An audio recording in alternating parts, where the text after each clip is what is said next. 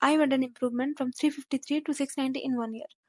लेकिन इससे पहले कि मैं इस वीडियो में डिस्कस करूँ कि मैंने कैसे क्या किया था, उससे पहले मैं बोलना चाहती हूँ कि आई एग्री कि 1 साल का पेपर टफ था। तुम लोग like many of you panicked, but still without hard work ना सक्सेस नहीं मिलता है। जो लोग सिर्फ और सिर्फ पेपर के लेवल को ब्लेम कर रहे हो ना, maybe it's time to look within. क्या तुमने अपना 100% दिया था? क्या तुमने स्ट्रेटेजिकली अपना 100% दिया था? बिकॉज नीट एग्जाम ना सिर्फ एक एग्जाम नहीं है, ये तुम्हारा डिसिप्लिन, हार्डवर्क सब कुछ चेक करता है। विदाउट दिस थिंग्स ना इस रेस में टिकना लिटरली इम्पॉसिबल है। The first step is mindset and learning. अभी तुम कोई भी एक बैच ले लो एंड उससे स्टिक रहो। लाइक टीचर से पढ़ना स्टार्ट करोगे ना, उनसे कंटिन्यू करो एकदम अच्छे से। Have a great grip over the concepts, because without the clarity in the concepts ना तुम क्वेश्चन सॉल्व नहीं कर पाओगे, अटकोगे। तो सबसे पहला स्टेप ये होगा कि अभी शॉर्टकट में, अभी तुम्हारे पास 1 साल टाइम है, please don't go for the shortcuts. Like ये मत करो कि अभी जाके वन शॉट देख लिया या फिर शॉर्टकट में कुछ भी ट्रिक वाले वीडियोस देख लिया एंड कंप्लीट कर लिया, चैप्टर निपटा लो, जल्दी जल्दी सिलेबस कंप्लीट करना है। Don't fall for this things. अभी टाइम है, कोई एक बैच लो, टीचर से फिक्स करो अपने, ठीक है? Go with them. वो जैसे भी पढ़ाएंगे उनको पता चल गया, उनको पता है कि किस लेवल का एग्जाम आया था इस साल, ठीक है? तो they will definitely level up. वो सही लेवल पढ़ाएंगे, वो सही कंटेंट पढ़ाएंगे तुम्हें। Don't doubt them. अभी तक ना एग्जाम में एक पैटर्न फॉलो हो रहा था and they were teaching at that level. लेकिन अभी जो पैटर्न ब्रेक हुआ है ना, बिलीव मी, कहीं से भी तुम पढ़ोगे you will get the best thing. कोई भी एक बैच ले लो, टीचर्स फिक्स करो एंड उनको अच्छे से रिलीजियसली फॉलो करो। क्लास नोट्स बनाने के बाद उसको फ्रिक्वेंटली रिवाइज करो ताकि वो जो कंसेप्ट है ना दिमाग में एब्जॉर्ब हो जाए।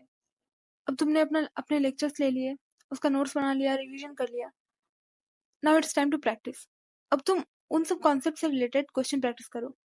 अब सिर्फ और सिर्फ इजी नहीं, इजी, मॉडरेट और थोड़े टफ लेवल के क्वेश्चन भी प्रैक्टिस करो।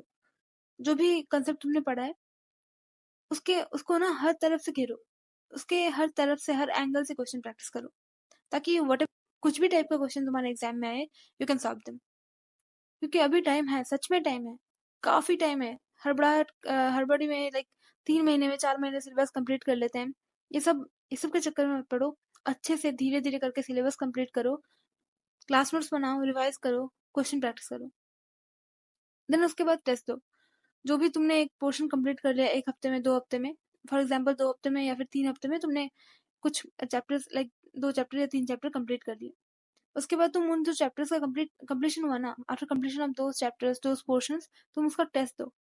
जो भी बैच तुम लोगे उसमें टेस्ट होगा, एक भी टेस्ट स्किप मत करो। Don't skip the test. Test दो, उसको एनालाइज करो, वहां से गलतियों से सीखो। अगर तुम्हारे टेस्ट में कम मार्क्स भी आ रहे हैं ना, बी हैप्पी, क्योंकि उस दिन के लिए तुम रेडी हो रहे हो जहाँ पे तुम्हें गलती नहीं करना है। Comes the last step, but the most important one, री रिविजन। मैं अपने चैप्टर्स को ना बार बार से रिटेन करने के लिए बार बार रिवाइज करती थी। एक चैप्टर आज पढ़ लिया, 2-3 दिन बाद फिर से पढ़ लिया, रिवाइज कर लिया, छोटे मोटे कंसेप्ट रिवाइज कर लिए, खत्म। एक बार पढ़ लिया, खत्म हो गया वो चैप्टर, नहीं। एक बार पढ़ लेने के बाद go back to that chapter again and again, बार बार रिवाइज करो, ताकि वो जो जितना तुम रिवाइज करोगे ना उतना जल्दी, उतने अच्छे से दिमाग में डेटा रिटेंशन होगा। अगर अभी तुम पहली बार पढ़ रहे होगे तो तुम्हें डेटा वगैरह, कंसेप्ट वगैरह रिटेन नहीं होगा दिमाग में, लगेगा तुम क्या पढ़ रहे हो, यू विल फील इरिटेटेड। अभी भी मेरे साथ होता है। बट द थिंग इज कि तुम बार बार, जब 2 बार 3 बार थोड़ा बहुत बार बार लेक्चर को बार बार देख लोगे, अच्छे से देखोगे, नोट्स बनाओगे, रिवाइज करोगे एंड बार बार रिवाइज करोगे ना उसको, जितनी बार तुम रिवाइज करते जाओगे टाइम कम लगता जाएगा एंड कंसेप्ट में क्लैरिटी आती जाएगा। Build a good grip over this concepts.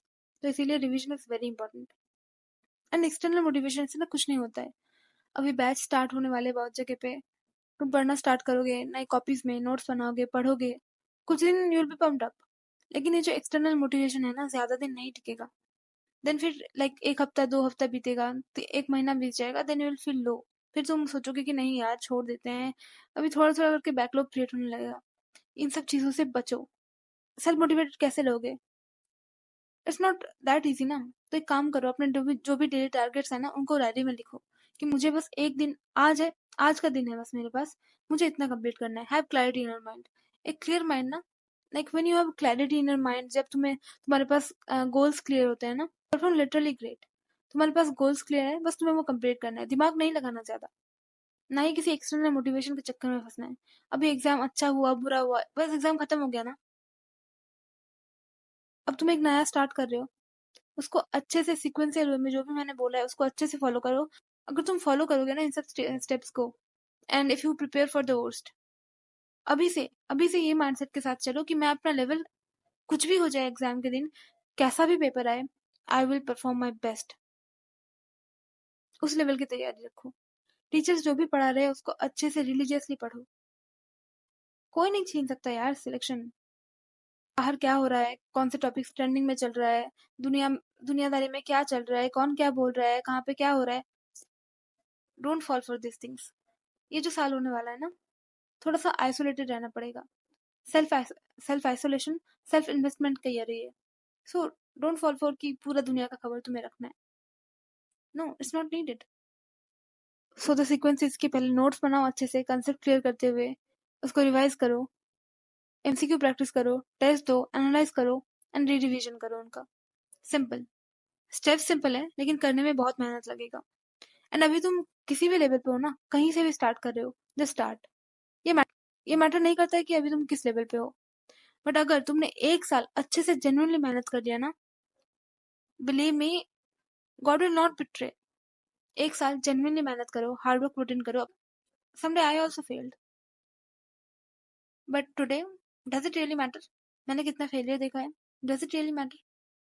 No. After all at the end of the day तुम्हारा सिलेक्शन मैटर करेगा। तो इसीलिए ना, जितने भी एफर्ट्स है, जितने भी जितना भी जो भी कर सकते हो अपने प्रिपरेशन के लिए, जो भी कर सकते हो अपने सपनों के लिए, पुट इन एवरीथिंग। बस एक बात याद रखना कि मेहनत के बिना ना कुछ नहीं मिलता है, एंड अगर जिद हो ना तो आसमां भी छू सकते हो।